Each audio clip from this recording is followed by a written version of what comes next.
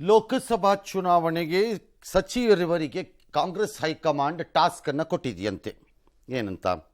ಗೆಲ್ಲುವ ಕ್ಷೇತ್ರಗಳಲ್ಲಿ ಸೋತರೆ ಸಹಿಸಲ್ಲ. ಅದು ಯಾವುದೋ ಅನ್ನೋ ಪಟ್ಟಿ ಬೇಕಲ್ಲ, ಯಾವ್ದು ಲೆಕ್ಕಾಚಾರ ಇಟ್ಟಿದ್ದೀರಾ? ನಮಗೆ ಗೊತ್ತಾಗಬೇಕಲ್ಲ. ಏನಿಯೋ 28 ಇರ್ಬೋದು, ಯಾರಿಗೆ ಗೊತ್ತು.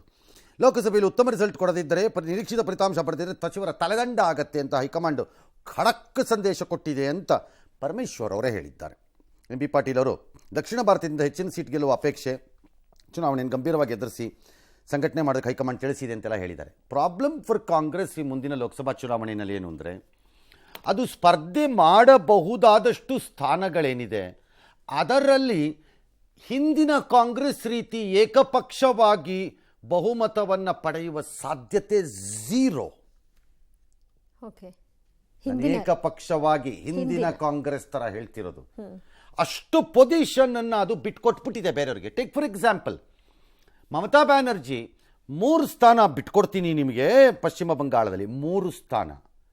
One of the largest States ಅದು, ನಂಬರ್ ಆಫ್ ಪಾರ್ಲಿಮೆಂಟರಿ ಸೀಟ್ಸ್ ಅಲ್ಲಿ ಅದು ಒಂದು, ಅದೇ ಅಲ್ಲ ನಾ ಹೇಳ್ತಿರೋದು. ಆದರೆ ಆ 3ಕ್ಕೆ ಅಸ್ಸಾಮಲ್ಲಿ 2, ಮೇಘಾಲಯ ಅಲ್ಲಿ 1-2 ಬಿಟ್ಕೊಡಿ ಅದಕ್ಕೆ ಅಂತ. ಇನ್ಯಾರು ಆಪ್ ಅವರು ಬಿಟ್ಕೊಟ್ರು 1 ಬಿಡ್ಬೋದೇನಪ್ಪ ಡೆಲ್ಲಿ ಅಂತಾರೆ. ಪಂಜಾಬಲ್ಲಿ ಅಲ್ಲಿ ಆಗಿದೆ ಇಲ್ಲ, ಅವ್ರಿಗೆ ಸಂಬಂಧನೇ ಇಲ್ಲ ಅವ್ರಿಗೆ ಪಂಜಾಬಲ್ಲಿ ಅಂತಾರೆ ಅವರು. ಹಾಗಾಗಿ ಕಾಂಗ್ರೆಸ್ಗೆ ಬಹುತೇಕ ರಾಜ್ಯಗಳಲ್ಲಿ ಸ್ಪರ್ಧೆಗೆ ಜಾಗನೇ ಸಿಕ್ಕಲ್ಲ.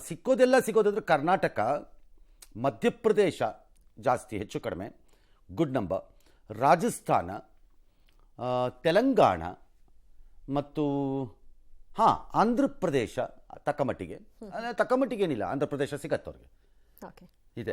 ಇದೇ ರಾಜ್ಯಗಳು. ಇಲ್ಲಿರೋ ಸೀಟ್ಗಳು ಟೋಟಲಿ ಒಂದು 250 ಸಿಕ್ಬೋದೇನೋ ಅನ್ನಿಸ್ತಿದೆ ನನಗೆ ಒಂದೊಂದ್ಸರಿ. ಅವ್ರದ್ದು ಲೆಕ್ಕಾಚಾರ ನೋಡ್ತಾ ಇದ್ರಿ ಈಗ. ಏನಿಯೋ ಸ್ಟಿಲ್ ಓಕೆ. ಪರಮ್ ಏನು ಹೇಳಿದಾರೆ ನೋಡ್ಬೇಡ.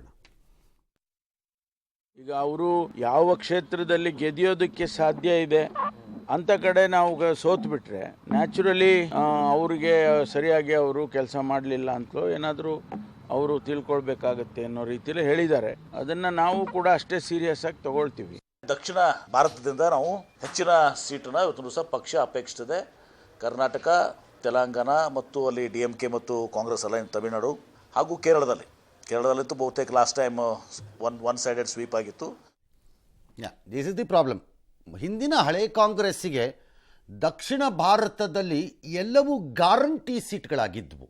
28ಕ್ಕೆ 27ರಷ್ಟು ಕರ್ನಾಟಕದಲ್ಲೂ, ಆಂಧ್ರ ಫುಲ್ ಟು ಫುಲ್, ಅವಾಗ ಅವಿಭಾಜಿತ ಆಂಧ್ರ ಪ್ರದೇಶ ಇತ್ತು, ತೆಲಂಗಾಣ ಇದು, ಅಲ್ಲಿ ಫುಲ್ಲು. ತಮಿಳುನಾಡಿನಲ್ಲಿ ಒಪ್ಪಂದದ ಪರಿಣಾಮವಾಗಿ ಹೆಚ್ಚಿನ ಸೀಟುಗಳು. ಒಪ್ಪಂದ ಏನು?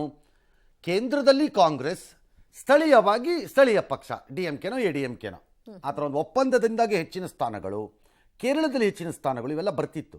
ಆ ಪರಿಸ್ಥಿತಿ ಈಗ ಬಹಳ ವೀಕ್ ಆಗಿದೆ.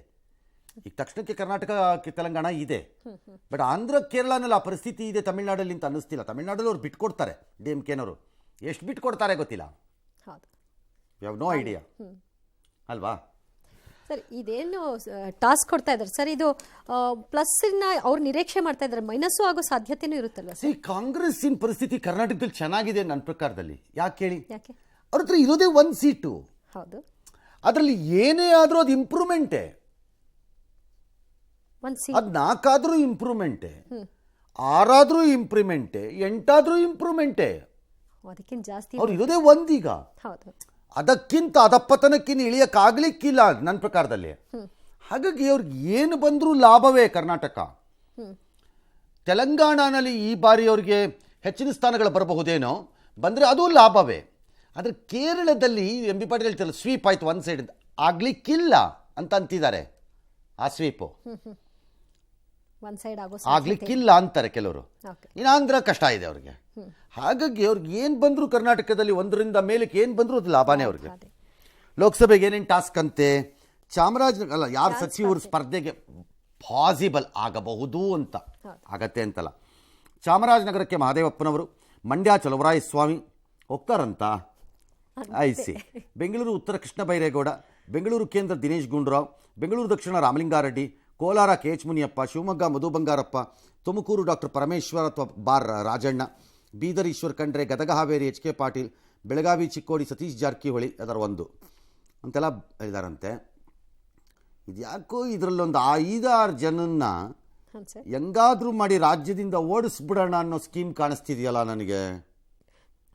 5-6 ಇರ್ಬೋದು ಸರ್. ಯಾರೋ ಲೀಡ್ರು ಪ್ಲಾಟ್ ಮಾಡ್ತಿರೋಂಗೆ ಇದೆಯಪ್ಪ. ಇದು ಯಾಕೋ ನೋಡಿದ್ರೆ ಈ ಪಟ್ಟಿನ ಜಾಸ್ತಿ ಕಿರಿಕಿರಿ. ಯಾರೋ ಲೀಡ್ರು ಇಲ್ಲಿಂದ ಒಂದು 5-6 ಜನ ಖಾಲಿ ಮಾಡಿಸ್ಬಿಡೋಣ ಅನ್ನೋ ಥರ ಪ್ಲಾಟ್ ಮಾಡ್ದಂಗೆ ಇದೆಯಪ್ಪ. ಇದು ನೋಡಿದ್ರೆ ಯಾಕೋ ಈ ಪಟ್ಟಿನ. ಏನೋ ಮುಂದೆ ನೋಡೋಣ ಏನಾಗುತ್ತೆ. ಓಕೆ. ಕಾಂಗ್ರೆಸ್ನಲ್ಲಿ ಡಿಸಿಎಂ ಗಾದಿಗಾಗಿ ಫೈಟ್ ಜೋರಾಗಿದೆ. ಡಿಸಿಎಂ ಚೆಂಡು ದೆಹಲಿ ಹೈಕಮಾಂಡ್ ಅಂಗಳಕ್ಕೆ ಹೋಗಿದ್ದು ಸಚಿವರಾದ ಕೆಎನ್ ರಾಜಣ್ಣ, ಸತೀಶ್ ಜಾರಕಿಹೊಳಿ, ಎಚ್ಸಿ ಮಹದೇವಪ್ಪ ಅವರು ಎಐಸಿಸಿ ಅಧ್ಯಕ್ಷ ಮಲ್ಲಿಕಾರ್ಜುನ ಖರ್ಗೆ ಅವರನ್ನ ಭೇಟಿ ಮಾಡಿ ಡಿಮಾಂಡ್ ಇಟ್ಟಿದ್ದಾರೆ. ಆದರೆ ಖರ್ಗೆ ಅವರು ಇದಕ್ಕೆ ಪೂರಕವಾಗಿ ಪ್ರತಿಕ್ರಿಯೆ ಕೊಟ್ಟಿಲ್ಲ ಅಂತ ತಿಳಿದು ಬಂದಿದೆ. ಆದರೆ ಪರಮೇಶ್ವರ್ ಮಾತ್ರ ಎಐಸಿಸಿ ಅಧ್ಯಕ್ಷರೇ ಹೇಳಿದ್ದಾರೆ ಡಿಸಿಎಂ ಹುದ್ದೆ ಸೃಷ್ಟಿ ಹೆಚ್ಚುವರಿ ಇಲ್ಲ ಅಂತ. ಸೊ ನೋ ಡಿಸಿಎಂ ಅಂತ ಹೇಳಿದ್ದಾರೆ. ಆಯ್ತಲ್ಲ ಬಿಡಿ, ಮತ್ತೆ ನೋ ಅಂದ್ಮೇಲೆ ನೋ, ಮತ್ತೆ ಪ್ರಶ್ನೆನೇ ಇಲ್ಲ. ಆದ್ರೆ ಹೇಳ್ತಾರಲ್ಲ ಸರ್, ಉಳಿದವ್ರು ಹೇಳೋದನ್ನ ಬಿಡಲ್ಲ. ಬಿಡ್ಬೇಕಿನ್ನು. ರಾಜಣ್ಣ ನೋ ಟಾಕ್ ಇನ್ಮೇಲಿಂದ. ರಾಜಣ್ಣ ನಮ್ಮ ಹೇಳಿಕೆ ಹೇಳ್ತಾ ಇರ್ತೀವಿ ಅಂತಾರೆ. ಅದಂಗೆ ಹೇಳ್ಬಿಡ್ತಾರೆ, ಕ್ರಮ ತಗೋತಾರೆ ಅಷ್ಟೇ. ರಾಜಣ್ಣ ಅವ್ರು ಹೇಳಂಗಿಲ್ಲ ಇನ್ಮೇಲಿಂದ ನೋ ಟಾಕ್. ಅದಕ್ಕೆ ಬೇರೆ ಯಾರು ಕೆಲವರು ಹೇಳಿಸಿ. ಹಂಗಾರೆ ಸಚಿವರು ಮಾತಾಡಬೇಡಿ ಅಂತ ಹೇಳಿದ್ದಾರೆ. ಕರೆಕ್ಟ್. ಬೇರೆಯವ್ರು ಸಚಿವರು ಅಲ್ದವ್ರು ಮಾತಾಡಬಾರ್ದು ಅಂತ ಹೇಳಿಲ್ವಲ್ಲ. ಹಂಗಾಗಿ ಬಂದು ಮಾತಾಡಿಸಿ ಅಷ್ಟೇ. ರಾಜ್ಯ ಸರ್ಕಾರ ತನ್ನ 5ನೇ ಗ್ಯಾರಂಟಿ ಯೋಜನೆಯನ್ನು ಇವತ್ತು ಜಾರಿಗೆ ತಂತು. ಯುವ ನಿಧಿ ಶಿವಮೊಗ್ಗದಲ್ಲೇ ಜಾರಿಗೆ ತಂತು. ಅದನ್ನು ಸಿದ್ದರಾಮಯ್ಯನವರೇ ಚಾಲನೆ ಕೊಟ್ಟರು. ಅದೇ ಡಿಪ್ಲೊಮಾ ಮುಗಿಸಿದ ಪದವೀಧರಿಗೆ 1500, ಪದವಿ ಮುಗಿಸಿದವ್ರಿಗೆ 3,000 ರೂಪಾಯಿ ಭತ್ಯೆ ಎಲ್ಲ ಮಾತಾಡ್ತಿದ್ದಾರೆ. 70,000 ವಿದ್ಯಾರ್ಥಿಗಳು ನೋಂದಣಿ ಮಾಡಿದ್ದಾರೆ. ತೀರಾ ಕಡಿಮೆ, ಅದು ತುಂಬ ಇರುತ್ತೆ ನಂಬರ್. ಇದು ಐತಿಹಾಸಿಕ ದಿನ, ವಿವೇಕಾನಂದರ ಜಯಂತಿ. ಅವತ್ತೇ ಚಾಲನೆ ಕೊಡಬೇಕು ಅಂತ ಕೊಟ್ಟಿದ್ದೀವಿ. ನೋಡಿದಂತೆ ನಡೆದಿದ್ದೀವಿ. ಇದು 2 ವರ್ಷ ಮಾಸಾಶನ ಕೊಡ್ತೀವಿ ನಾವು. ಯುವಕರಿಗೆ 2 ವರ್ಷದಲ್ಲಿ ಕೆಲಸ ಸಿಕ್ಕಲ್ಲ ಅಂತ ಅದು ರೂಲ್ಸ್. ಇದು ನಮ್ಮ ಸರ್ಕಾರ ಇಡೀ ದೇಶಕ್ಕೆ ಮಾದರಿ ಅಂತ DKC. ಆದರೆ BJPಯವರು ಮಾತ್ರ ಟ್ವೀಟ್ ಮಾಡಿ ಇದು ಸ್ಲೀಪಿಂಗ್ ಸರ್ಕಾರ, ಅಧಿಕಾರಕ್ಕೆ ಬಂದು 7 ತಿಂಗಳಾದರೂ ಅಭಿವೃದ್ಧಿ ಶೂನ್ಯ ಅಂತ ಪೋಸ್ಟರ್. ಈ ಪೋಸ್ಟರ್ ಅಂದರೆ ಕನ್ಫ್ಯೂಸ್ ಮಾಡ್ಕೋಬೇಡ್ರಪ್ಪ. ನಮ್ಮ ಕಾಲದಲ್ಲಿ ಪೋಸ್ಟರ್ ಅಂದರೆ ಅದನ್ನು ಗೋಡೆ ಗಂಟಿಸ್ಬಿಟ್ರು ತಂದು ಅದೇ PCM ಟೈಪು ಪೋಸ್ಟರ್ ಅಂತ ಅನ್ಕೊಳ್ತಿದ್ವಿ. ಈಗ ಹಂಗೆ ಅಲ್ವಂತೆ. ಪೋಸ್ಟರ್ ಅಂದರೆ ಅದ್ಯಾವುದೋ ಸೋಷಿಯಲ್ ಮೀಡಿಯಾಗ ಒಂದು ಹಾಕೋದಂತೆ. ಅದು ಪೋಸ್ಟ್ ಈಸ್ ಪೋಸ್ಟರ್ ಹಾಕ್ತಿರೋರೆಲ್ಲ ಕತೆ. ಆಯ್ತು, ನೋಡೋಣ. ವಿವೇಕಾನಂದರವರ ಜನ್ಮದಿನ ಯುವ ನಿಧಿ ಕಾರ್ಯಕ್ರಮವನ್ನ ಚಾಲನೆಯನ್ನ ಕೊಟ್ಟಿದ್ದೇವೆ. ಕೊಟ್ಟ ಮಾತಿನಂತೆ ನಡ್ಕೊಂಡಿದ್ದೇವೆ. ಸರ್ಕಾರ ಯುವ ನಿಧಿಯನ್ನ ಕೊಡುತ್ತದೆ. ಅವರಿಗೆ ಮಾಸಾಸನವನ್ನು 2 ವರ್ಷದ ಅವಧಿಗೆ ಕೊಡ್ತೇವೆ. ಇವತ್ತು ನಮ್ಮ ಸರ್ಕಾರ ಇಡೀ ದೇಶಕ್ಕೆ ಒಂದು ಮಾದರಿಯಾಗಿ ನುಡಿದಂತೆ ನಡ್ಕೊಂಡು, ನಾನು ಸಿದ್ದರಾಮಯ್ಯನವರು ಈ ರಾಜ್ಯದ ಜನತೆಗೆ ಕೊಟ್ಟ ಮಾತನ್ನ ಉಳಿಸ್ಕೊಂಡು ನಮ್ಮ ಗ್ಯಾರಂಟಿ ಯೋಜನೆ ಇದು ನಮ್ಮೆಲ್ಲರ ಬದುಕಿನಲ್ಲಿ ಬದಲಾವಣೆಯನ್ನ ಮಾಡಂತ ಯೋಜನೆ. ಯುವಕರು ನಿರುದ್ಯೋಗಿಗಳಾಗಿರುವಂತ ಸಂದರ್ಭದಲ್ಲಿ ಈ ಕಾಂಗ್ರೆಸ್ ಸರ್ಕಾರ ಇದೆ ಅಂತ ಹೇಳಿ ನಿಮ್ಗೆ ಶಕ್ತಿ ತುಂಬಬೇಕು ಅಂತ ಹೇಳಿ. ನಮ್ಮೂರಿಗೊಂದು ಆಸ್ಪತ್ರೆ ಬೇಕು ಅಂತ ಕೇಳ್ತೀವಿ. ಸರ್ಕಾರ ಆಸ್ಪತ್ರೆ ಕೊಡುತ್ತೆ. ಆಸ್ಪತ್ರೆಯ ಉದ್ಘಾಟನೆಯ ದಿನ ಜನಕ್ಕೆ ಖುಷಿ ಆಗುತ್ತೆ, ನಮ್ಮೂರಿಗೆ ಆಸ್ಪತ್ರೆ ಬಂತು. ಬಟ್ ಆಮೇಲೆ ಜನ ಹೇಗೆ ತೀರ್ಮಾನ ಮಾಡ್ತಾರೆ ಅದನ್ನು ಅಂತಂದರೆ, ಆ ಆಸ್ಪತ್ರೆ ನಡೆಯೋ ರೀತಿಯಿಂದ. ಸಿಬ್ಬಂದಿಗಳನ್ನ ಹಾಕಿದ್ರು, ಡಾಕ್ಟರ್ಗಳು ಕರೆಕ್ಟಾಗಿರ್ಬೇಕು, ನರ್ಸ್ಗಳು ಕರೆಕ್ಟಾಗಿರ್ಬೇಕು, ಎಲ್ಲ ಕರೆಕ್ಟಾಗಿರ್ಬೇಕಪ್ಪ ಅಂತ. ಇಲ್ಲದ್ರೆ ಆಸ್ಪತ್ರೆ ಯಾಕೆ ಬಂತು ಸರ್ ಅಂತಾರೆ. ಪ್ರಯೋಜನ ಇಲ್ಲ. ಹಾಗೆ ನೀವು ಹೇಳಿದಂತೆ 5 ಯೋಜನೆಗಳನ್ನು ಜಾರಿಗಂತೂ ತಂದಾಯಿತು, ಅದರಲ್ಲಿ ಯಾವ ಅನುಮಾನವೂ ಇಲ್ಲ. ನಾವು ಕ್ವಾಲಿಟಿ ಆಫ್ ಸರ್ವೀಸಿಂಗ್, ಈ ಭರವಸೆಗಳನ್ನು ರಾಜ್ಯ ಸರ್ಕಾರ ಮಾಡದಿದ್ದರೆ 4 ತಿಂಗಳು ದುಡ್ಡು ಉಳಿಸ್ಕೊಳ್ಳೋದು, 2 ತಿಂಗಳು ದುಡ್ಡು ಉಳಿಸ್ಕೊಳ್ಳೋದು, ಕೊಡೋಕ್ಕಾಗದೇ ಇರೋ ರೀತಿ ಆಗ್ಬಿಡೋದು, ಈ ಥರ ಎಲ್ಲ ಆಗ್ತಾ ಹೋದರೆ ಆಸ್ಪತ್ರೆ ಕಟ್ಟಡ ನಂತರ ಆದಂಗೆ ಆಗ್ಬಿಡುತ್ತೆ. ಅದನ್ನು ನೋಡೋಣ ಹೇಗೆ ಮಾಡ್ತಾರೆ ಅಂತ. That's the ultimate test.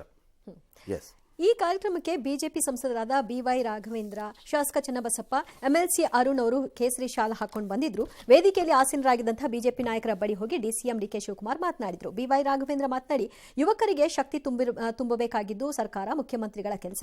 ಸಚಿವ ಮಧು ಬಂಗಾರಪ್ಪ ಅವರು ಮಾತನಾಡಿದರು. ಶಿವಮೊಗ್ಗ ಫ್ರೀಡಂ ಪಾರ್ಕ್ಗೆ ಅಲ್ಲಮ ಪ್ರಭು ಹೆಸರಿಡುವಂತೆ ಮನವಿ ಮಾಡಿದರು. ಇದಕ್ಕೆ ಶಾಸಕ ಚನ್ನಬಸಪ್ಪ ಅವರು ಆಕ್ಷೇಪ ವ್ಯಕ್ತಪಡಿಸಿದರು.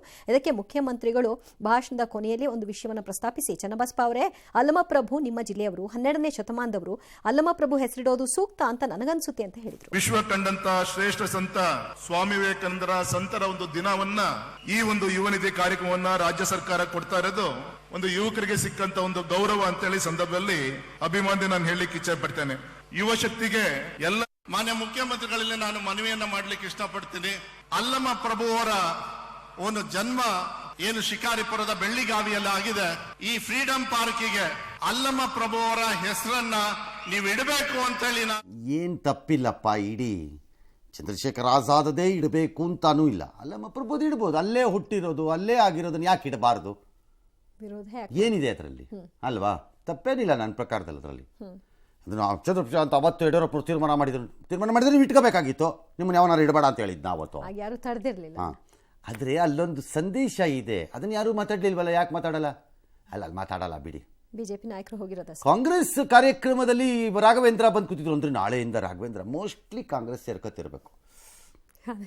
ಮೋಸ್ಟ್ಲಿ ಮುಗಿತ್ ಕತೆ. ಇನ್ನು ಬೇರೆಯವ್ರ ವಿಷಯದಲ್ಲಿ ಸೋದರನ ವಿರುದ್ಧ ಸವಾಲ್ ಹಂಗೆ ಹೇಳಕ್ ಆಗುತ್ತಾ ಅಂತ ಹೇಳ,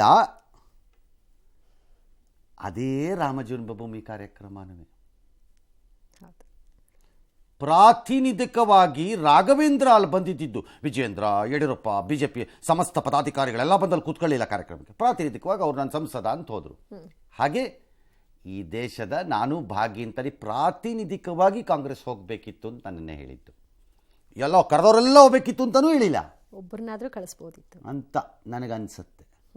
ಹಾಗಂತ ಇದು ನೋಡಿದ ಮೇಲೆ ಅನ್ನಿಸ್ತು ಇನ್ನೊಂದು ಸರಿ